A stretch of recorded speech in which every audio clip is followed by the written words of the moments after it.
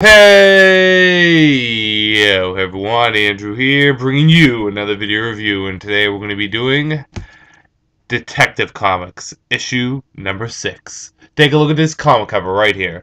And might I add, this is actually a really nice comic cover, and probably my favorite comic cover of this week.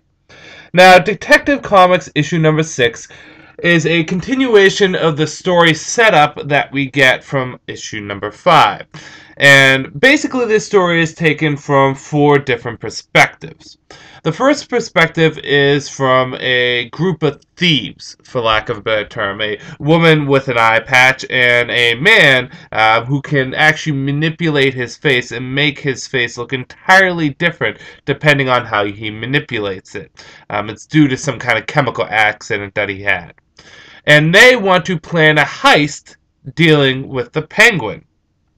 Which brings us to the next perspective, which is the Penguin, who apparently is financing evildoers and villains and criminals of the more eccentric type, not just mobsters or common crooks, but actually full-fledged costume supervillains. Not well-known supervillains, but new supervillains, one that are just hitting the street, and he is financing them for his own purposes, kind of bringing to light that illegitimate, legitimate businessman kind of persona that the Penguin has adopted over the past few years. And then we jump to the next perspective, which is of Charlotte Rivers, which is one of the women that Batman is dating, because apparently Batman is dating like 9 million women at this time. And she is investigating something that is going on at the Penguin's Iceberg Lounge, and apparently it's a hotel and casino now. And it has something to do with the woman with an eye patch. And of course, the last perspective comes from the Dark Knight himself, who is tracking down several different murders that are happening that tie into the criminals, the man that can manipulate his face, the woman with the eye patch, and of course with the Penguin. So how will all these stories tie together? And in the end, will Batman have to face a decision that could cost him the life of one of the women that he cares deeply for? Well, you're just going to have to read and see. So let's jump into the good, the bad, and whether or not you should get it. I am a big fan of Tony Daniels' art.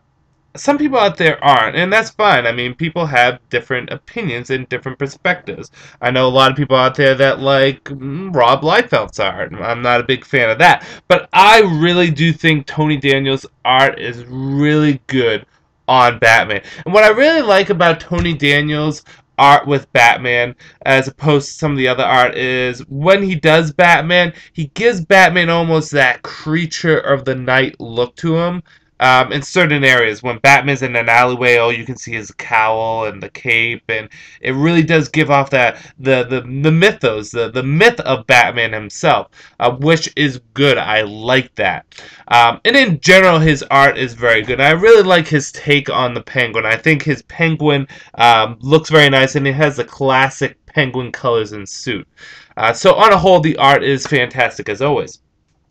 I do like that this is a full story. Last issue we had a backup, which the backup was actually pretty good, but I like that this was a full story, and it was actually kind of an interesting story. We have a heist going on, we have a reporter getting a little bit over her head, we have a well-known Batman rogue kind of starting his own little side business venture with villains, and it all ties together with Batman, which is nice. I like how the story kind of ties together from all these different perspectives. And it feels kind of Ocean 11-ish in a way, without being too Ocean 11-ish. Maybe I shouldn't use that term because it might give false interpretations. It might make you think this is going to be kind of more like a Catwoman comic where he's going around and doing heists, or not Batman, but other people. But it does kind of have that feel to it where all this stuff is happening and it's all tying into one, which is nice.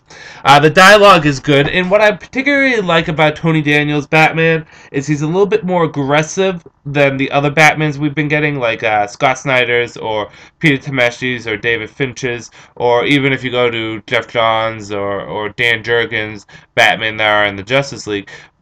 but he's aggressive without being too aggressive. He doesn't turn into the angsty psychopath that Frank Miller does sometimes.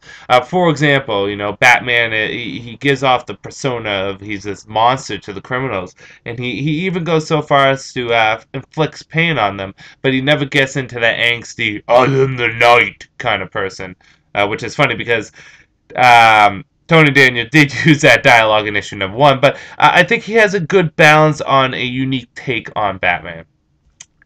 Bad. While it is nice that we have all these different stories kind of coming together, I think the structure of the comic itself was a little confusing.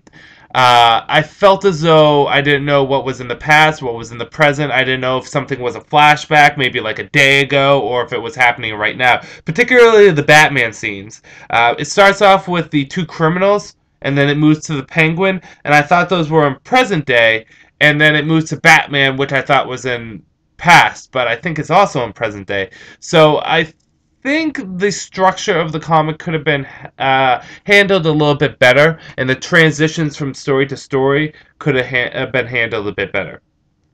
There's also references being made here to I, Vampire, which Batman did cross over into, and you know how I don't care about references too much to other comics because it makes me feel stupid that I don't know what's going on.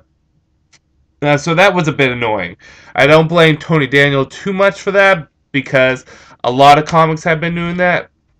And sometimes it's handled nicely, but sometimes, like for this, I'm like, oh, should I go read I, the Empire? I mean, is this something I'm supposed to know?